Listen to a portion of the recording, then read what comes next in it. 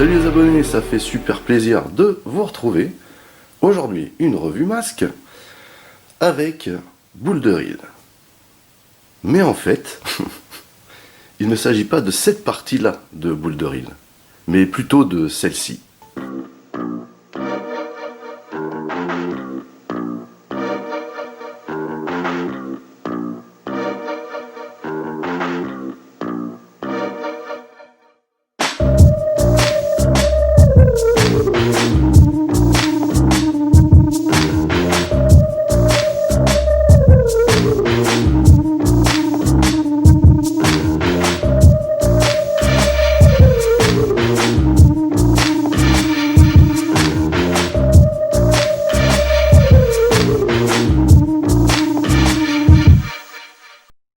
Voilà, donc je vous l'avais annoncé lors de ma vidéo d'annonce en vrac.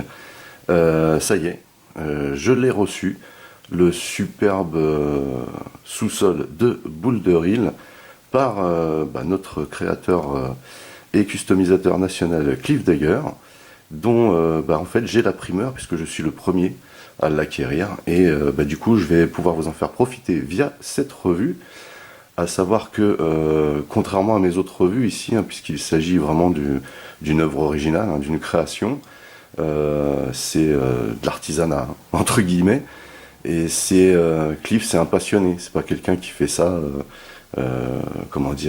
juste pour faire du bénéfice, ou juste des trucs à la chaîne comme ça, pour les vendre. C'est vraiment un passionné qui fait ça pour se faire plaisir, pour s'éclater, et on le ressent quand on a l'objet en main. C'est juste incroyable, quoi. C'est un gros délire. Voilà, faut vraiment être passionné pour sortir des créations aussi excellentes. C'est pourquoi, contrairement à mes autres revues, je ne vais pas dire de plus ou de moins. Je vais surtout pas me permettre ce genre de choses. Je vais juste vous en faire profiter et kiffer avec vous ce splendide kit qui s'ajoute à Boule de Reel. Boule de Reel finalement à côté qui fait pas le figure maintenant, entre guillemets, alors faut déjà savoir quand même que cette base, ce sous-sol là, est très très lourd, donc supporte aisément Boule de Reel, qui ressemble à une plume à côté. Je vais m'efforcer tant bien que mal de vous montrer l'intégralité de cette base, puisqu'il s'agit quand même d'une base. Cependant, c'est tellement grand, je pense qu'on va faire salle par salle pour voir un petit peu tout ce qu'il y a. Première chose, bon déjà, quand vous allez récupérer le colis, déjà première chose qui vous frappe, c'est le poids, c'est bien lourd. Ensuite, quand vous l'ouvrez, il y a 2-3 bricoles à monter, et puis vous hallucinez en fait, parce que déjà les matériaux c'est de la grosse qualité, c'est du lourd, c'est très solide. Deuxième chose qui frappe, c'est les moldes des murs, tous les détails sont là, quoi. On sent que c'est le passionné, parce que en fait il n'a pas fait ça au hasard, il a pris des références, et puis une fois que vous mettez des véhicules masques dedans, les personnages, le premier truc que vous avez envie de faire c'est de jouer. C'est de jouer, pourquoi? Parce que quand on était gosse, on rêvait tous d'avoir ça, en fait. C'est vraiment le truc qu'on rêvait d'avoir en masque. C'est la base pour pouvoir jouer, parce que quand on est gosse, ce qu'on aime bien, c'est avoir les bases pour jouer avec les personnages, quoi. Voilà. Donc, maintenant que j'ai fini cette introduction, alors, avant de commencer à explorer cette base, on va juste se passer vite fait la vidéo du montage, entre guillemets, donc Cliff m'a transmis, justement pour voyer un petit peu comment la chose se monte. Moi, Cliff me l'avait quasiment entièrement monté pour me l'envoyer, et heureusement, parce qu'il y a quand même des endroits qui sont un petit peu tendus à retrouver. Donc on regarde ça et puis après on se retrouve.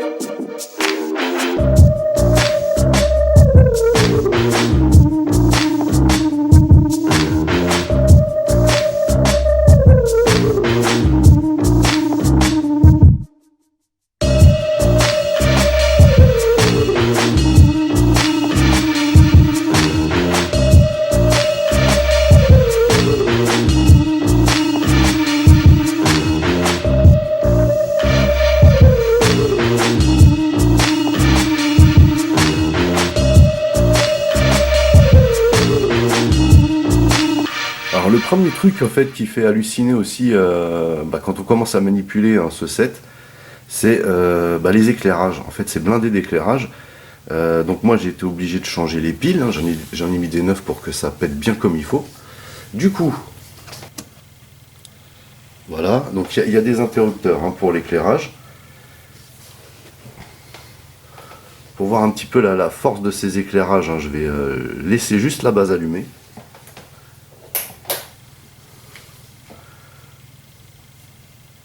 Et du coup, vous voyez que c'est vraiment bien éclairé, hein. Il n'y a pas de problème, ça gère.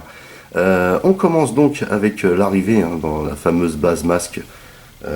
Lorsque Matt Tracker quitte son manoir, il emprunte cette petite navette. Alors vous voyez que moi j'ai mis T-Bob ici, et vous voyez qu'on voit d'autres éclairages derrière, c'est juste fameux. T-Bob, et j'ai mis Scott ici. Voilà.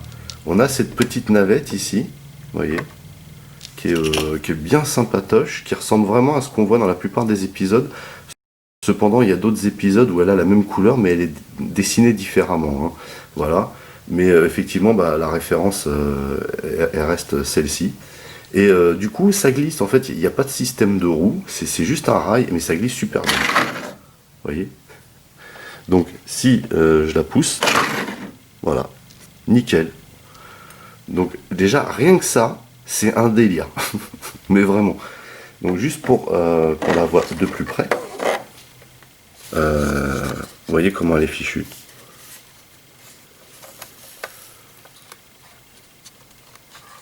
Et vous voyez, je vous montre pas, c'est juste sur un rail.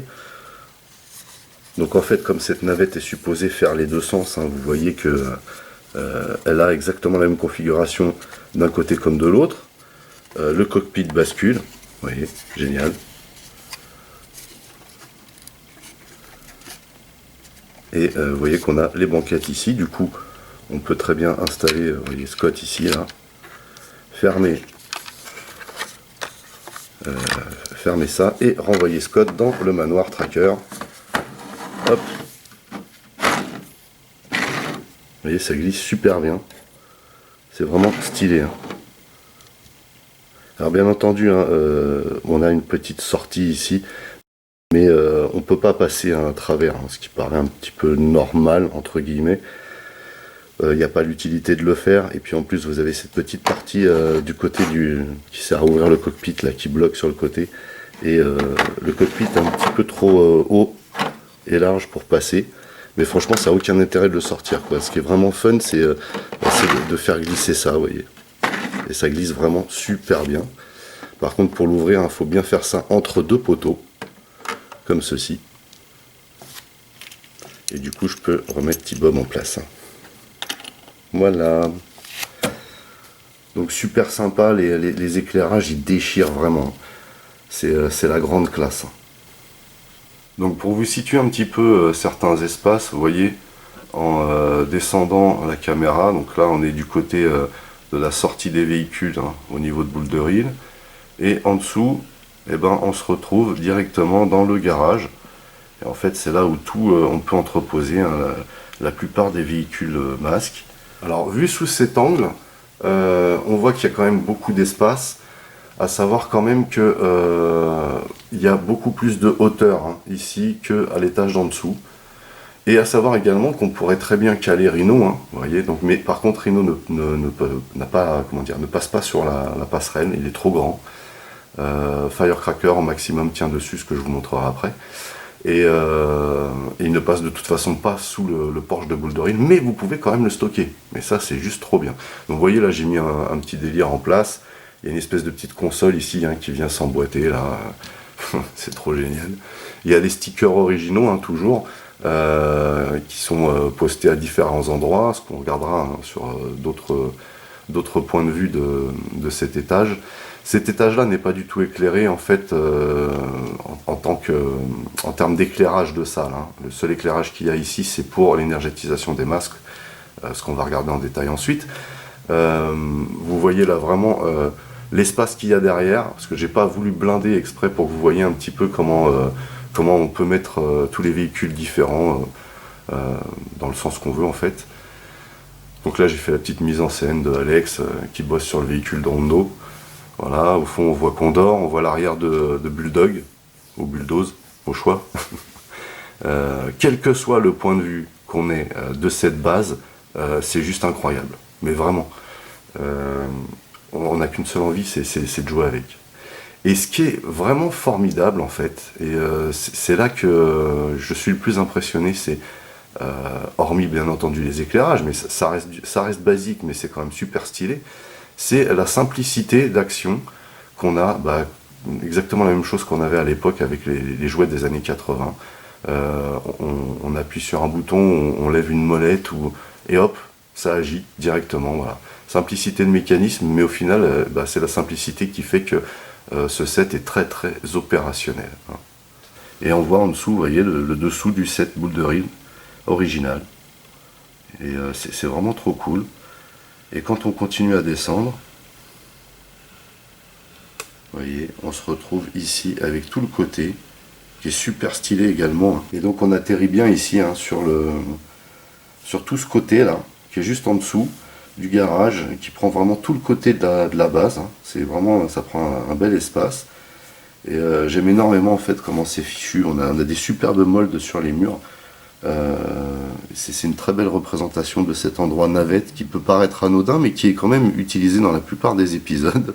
Et je sais pas pourquoi, c'est un truc où quand on était gosse, on aurait kiffé avoir dans Boule de Rille. C'était un des premiers trucs qui nous venait à l'esprit, c'est-à-dire il y avait la navette et il y avait bien entendu tout l'espace d'énergétisation des masques et le grand ordinateur. Il faut réunir le masque. Et voilà, arrivé à bon port. Voilà donc la grande salle où les agents du masque se réunissent avant de partir en mission. Ce que vous voyez là, c'est-à-dire les sièges avec la grande table, et ce qu'on va voir après, c'est-à-dire la salle d'énergétisation des masques, le porte-masque entre guillemets, était déjà un custom de Cliff hein, auparavant. En fait, il l'a intégré dans cette base et je trouve que c'est une superbe idée, vraiment. Donc pour vous situer dans la base, en fait, on se retrouve non loin, vous voyez, de l'arrivée de la navette, hein, ce qui paraît tangible en fait. On remarque immédiatement les superbes éclairages. On voit ici l'ordinateur avec le grand écran, et ça rappelle l'attaque de Venom dans le 3e épisode, le livre du pouvoir, lorsque Venom attaque Boule de Rille, puisqu'ils suivent le traceur qu'ils ont mis dans le livre, le fameux livre du pouvoir. Superbe choix de stickers, hein, faut le dire. On a aussi bien entendu tous les stickers hein, de l'ordinateur. Vous voyez qu'ici Matt est aux commandes. Et on voit quand même qu'il y a vraiment une bonne pelletée de stickers. On remarque aussi les molds sur les murs qui sont juste terribles en fait. Les chaises sont très très bien réalisées également. On a un grand sticker sur la table. Vous voyez. C'est vraiment excellent. Et donc tous les accès hein, sont matérialisés par des portes ouvertes. Lorsqu'on va regarder le dos de la base, vous comprendrez mieux hein, les différents points d'accès. Pour l'instant, voilà, je voulais vous montrer ça. Vous voyez qu'on a un superbe éclairage, encore une fois, au plafond. Et donc, le truc génial ici, hein, c'est que... Alors, je vais prendre un personnage au moins pour que vous voyez un bonhomme dans un siège. Est-ce que ça donne? On va prendre Brad. Hein. Voilà. Donc, Brad est censé être là. Voilà. Donc vous voyez tout de suite ce que ça donne sur la table. Vous voyez cette superbe table avec les stickers qui vont dessus, qui vont bien. On a Brad qui est assis, vous imaginez tous les agents de masque assis ici. Le mold des chaises est juste excellent. Et puis vous voyez là, plus loin, on a Matt, donc sur l'ordinateur, avec ce superbe sticker hein, des 3 véhicules phares de Venom. Et puis l'ordinateur ici. Alors dans certains épisodes, il y a 2 sièges devant l'ordinateur, et sur d'autres, quand on voit la salle entière, hein, c'est-à-dire avec la salle de réunion, ils n'apparaissent pas. Voilà. C'est vrai que le choix de ne pas en mettre ici, finalement, est un bon choix, je pense, car ça aurait peut-être trop surchargé la salle. Il y a une molette ici, sur le côté, là, et vous pouvez, du coup, lever le plateau ici. Voilà. Alors après, arrivé ici, il faut le tenir. Alors vu comment c'est taillé, en fait, ça peut se clipser tout seul.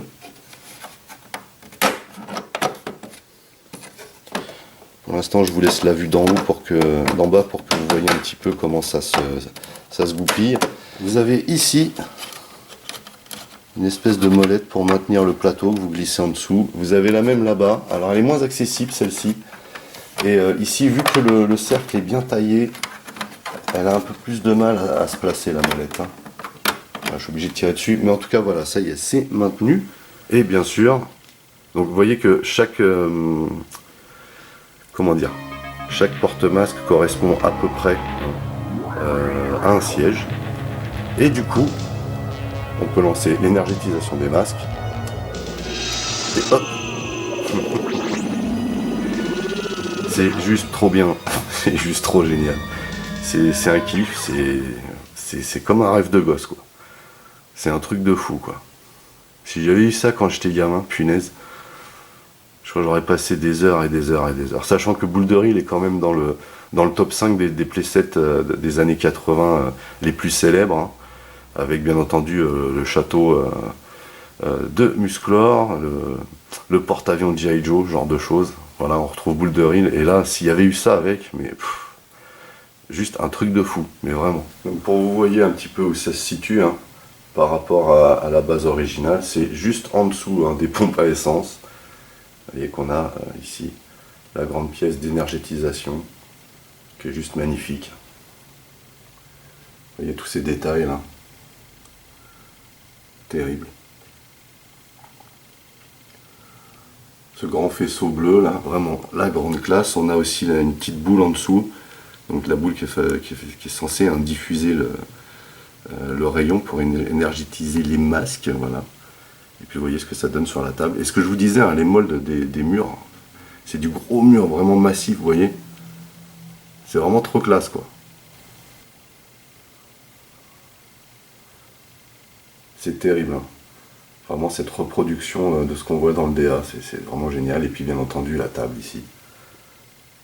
Trop stylé. Et les deux points d'accès, hein, pour la jouabilité. Hein. Ce qu'on retrouve également en bas. Hein. Je ne l'ai pas précisé, mais c'est exactement ce qu'on retrouve en bas. Donc tout est pensé comme dans les années 80. Vraiment chapeau à un Cliff pour ça, hein, quoi. On va garder le même état d'esprit qu'à l'époque, c'est juste trop beau, quoi. Alors cette fois-ci on arrive sur le côté, hein, de la base, comme vous pouvez le constater, hein, du côté où il y a le fameux panneau gaz, voilà, et le côté où on commence à entrevoir, hein, l'arrière du playset Boulder Hill. Et donc lorsqu'on descend, on commence à apercevoir ici une espèce de rampe là sur le côté, que je trouve très stylé en termes de design. Et pareil, hein, qui donne un accès à la jouabilité vraiment excellent. Et vous voyez une espèce de plateau là. Bien sûr, on va regarder tout ça en détail. Voilà où on arrive. En fait, il y a une pièce ici qui est au dos et qui permet d'emmener les véhicules masques à la révision. On va regarder ça en détail. Tout d'abord, sachez que le bouton bleu qui est ici, hein, sert à faire monter le plateau jaune. Voilà, donc très très simple d'utilisation. Et là, on a les deux petits inters qui servent à l'éclairage. Donc vraiment de profil, voilà ce que ça donne. Hein. Et en descendant, vous voyez qu'on arrive, hein, sur donc l'entrée entre guillemets du garage parking des véhicules masques. Vous voyez ce que vous voyez de dos tout à l'heure, maintenant vous le voyez de face ici. Vraiment excellent. Et vous voyez que Bulldoze est vraiment à l'aise ici, hein. Il n'y a pas de souci. Et en descendant à fond ici, vous voyez qu'on a une pièce ici. Et laissez-moi vous dire que je pense que c'est ma pièce préférée. Je ne sais pas pourquoi, mais je trouve que le design de cette pièce est juste génial. Avec des stickers super bien choisis sur les murs, on a deux consoles, on a une espèce de pont. il est vraiment trop stylé cet endroit de la base. Je ne sais pas pourquoi, mais je le kiffe. Et vous voyez qu'ici on a une grande rampe sur laquelle on peut placer les véhicules pour les monter aux différents étages. Vous voyez ?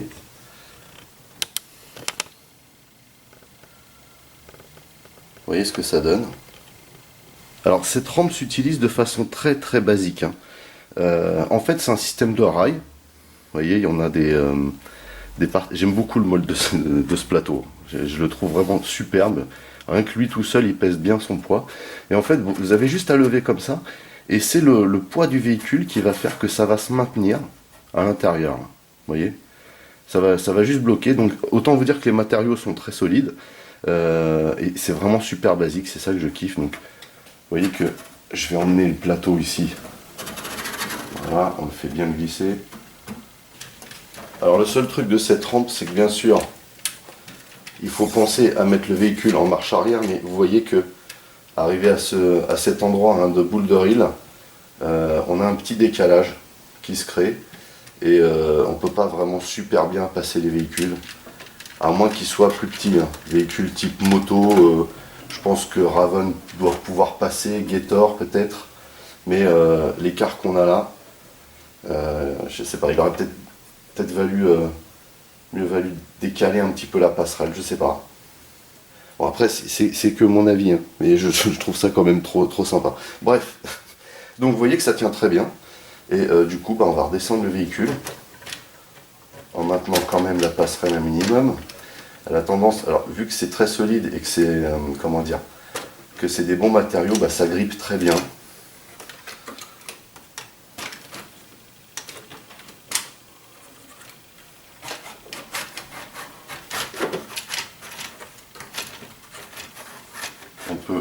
On peut descendre le véhicule à toc.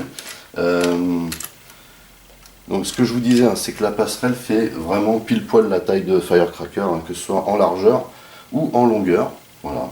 Bon, je pense que c'est suffisant parce que franchement, c'était pas super nécessaire cette passerelle, enfin cet élévateur, mais c'est trop bien de l'avoir mis, quoi. Vraiment, moi je trouve ça super classe.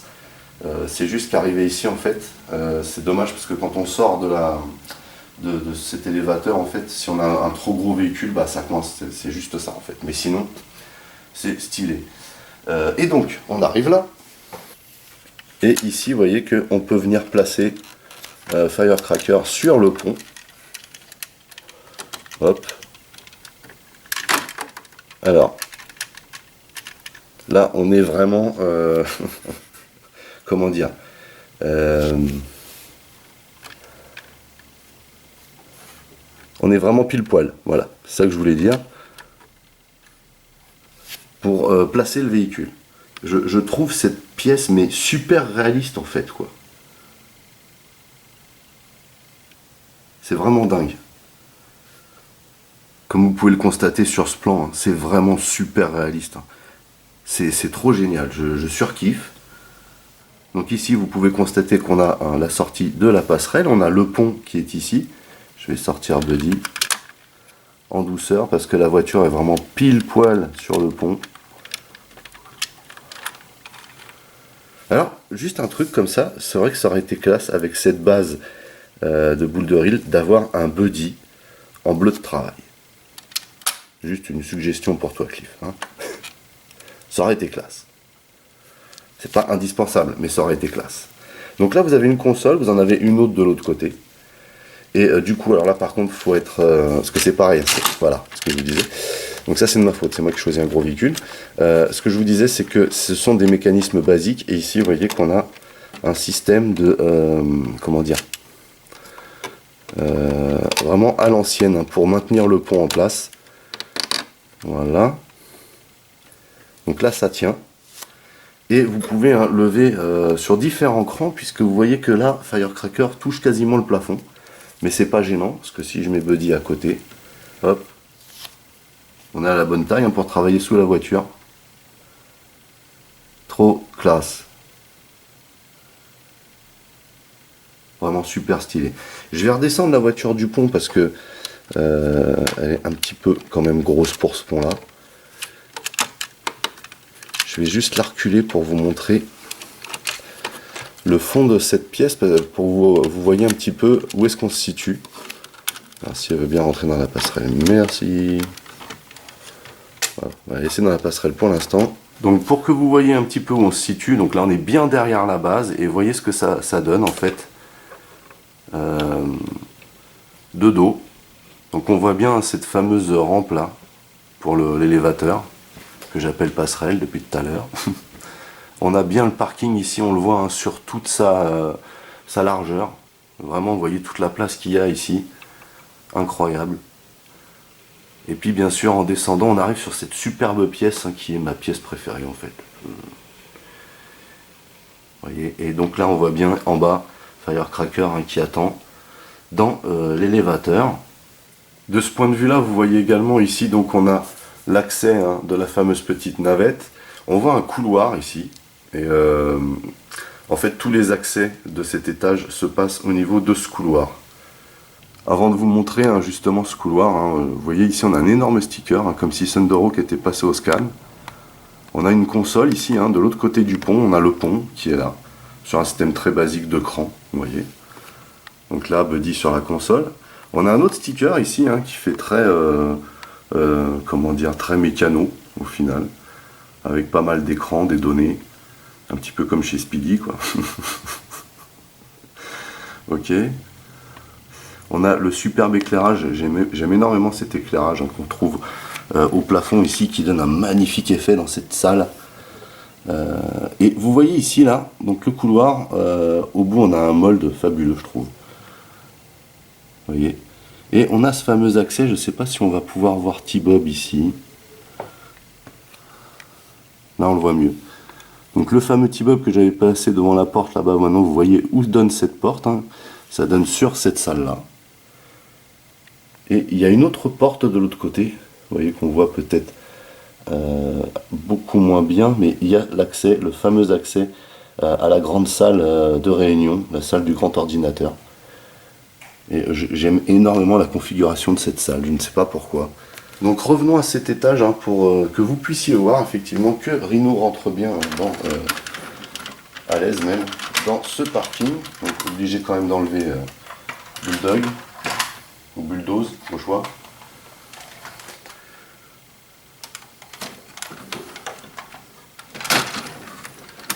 Et là vous voyez hein, Rhino rentre absolument sans problème. Alors même si effectivement on ne peut pas le faire passer hein, sous le comment dire, sous le porche de Boulder Hill ou qu'il ne passe pas sur la passerelle, enfin sur le monte-charge, il faut que j'arrête d'appeler ça une passerelle. Vous voyez qu'il tient très bien ici hein, sans problème. On peut même le garer comme ceci. Hop.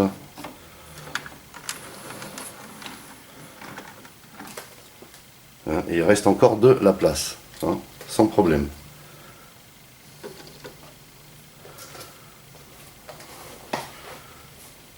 Je trouve ça vraiment dément, mais vraiment. Voici une vue de dessus, hein, sans la base, pour vous donner un petit peu un aperçu de ce qu'on voit quand la base n'est pas là. Et vous voyez qu'on ne voit pas grand chose qui est autre que le sous-sol. Si ce n'est ici, alors je ne vais pas vous montrer, hein, mais ici en fait à l'intérieur tout le système électrique des éclairages est rassemblé ici, ainsi que les piles, pour faire fonctionner tout ça. Voilà. Donc tout est super bien caché ici, et encore une fois vous voyez la qualité du mold des murs hein, du coup. Et vous voyez quand même que c'est assez profond, c'est assez haut quoi. De même ici hein, pour le parking. Voilà, écoutez, on a fait le tour de cette splendide création de Cliff Dagger, le sous-sol de Boulder Hill. C'est vraiment génial. C'est vraiment génial. Quand on a ça, franchement, on retourne direct en enfance. On peut passer des heures à mettre les véhicules dans le parking, à jouer avec la navette, lui faire des allers-retours, à énergétiser les masques, à asseoir les bonhommes dans la salle de réunion, à passer des voitures sur le pont pour les contrôler. Enfin, c'est génial, vraiment génial. C'est forcément l'inspiration d'un passionné, et je remercie encore une nouvelle fois Cliff de m'avoir fait la primeur de ce fantastique set, puisque je suis le premier à l'avoir, et donc je suis aussi du coup le premier à en faire la vraie revue, puisque Cliff avait déjà diffusé quelques vidéos sur les réseaux sociaux de cette création. Vraiment magnifique, hein. Je suis sidéré, parce que j'imagine le temps qu'il a fallu pour concrétiser cette idée, quoi. C'est même pas une vision, puisqu'on a quand même le souci de la reproduction dans les détails de ce qu'on voit dans le DA, et ça c'est vraiment génial, et ça prouve vraiment que c'est un passionné. Les matériaux sont vraiment terribles, les moldes des murs vous mettent tout de suite dans le bain, hein. C'est masque, il n'y a pas de doute. Et en plus le poids du truc, quoi, c'est là que tout de suite vous vous dites mais c'est vraiment du lourd là, les matériaux qui sont utilisés. Tant la base à côté paraît légère après, quoi, quand vous la posez dessus, c'est une formalité. Et ce qui est surprenant aussi d'ailleurs, c'est que tout est extraordinairement plat. Voilà, il n'y a rien qui bouge, qui va pencher, qui va rouler dans un sens ou dans un autre. Vous posez le truc, ou même les personnages, vous les posez, paf, ils tiennent. C'est incroyable, quoi. Enfin bon, voilà, moi j'étais vraiment très très très heureux de faire la revue, hein, de ce sous-sol de Boulder Hill, donc une création exclusive, hein, de Cliff Dagger. Magnifique, vraiment magnifique. Et oui, il faut déjà nous séparer, en fait, on a envie que ça dure. On a envie que ça dure, on a envie encore de dire des choses sur ce set, tellement il y en a des choses dans ce set, quoi, en fait. C'est vraiment génial, voilà. Je vais terminer là-dessus, c'est vraiment génial. Voilà. Bravo Cliff, vraiment bravo pour ce... C'est pas un custom, c'est une création. Bravo pour cette création. Et puis merci, voilà. Merci d'avoir fait en sorte que je puisse l'avoir aussi rapidement. Parce que c'est vraiment un régal. Et pour reprendre ce que tu disais, ça a vraiment de la gueule. Voilà. Sur ce, n'oubliez pas d'aller sur Utip pour me soutenir. Hein, voilà. Vous pouvez lâcher des commentaires dans la section du dessous. Merci de mettre un pouce en l'air. Merci de partager. Vous pouvez également checker, hein, toutes mes autres revues et playlists. Pour les nouveaux, surtout, n'oubliez pas de vous abonner à ma chaîne. Hein, c'est super important. En attendant, je vous donne rendez-vous à très très vite pour d'autres revues. Portez-vous bien et à la prochaine. Allez, bye bye.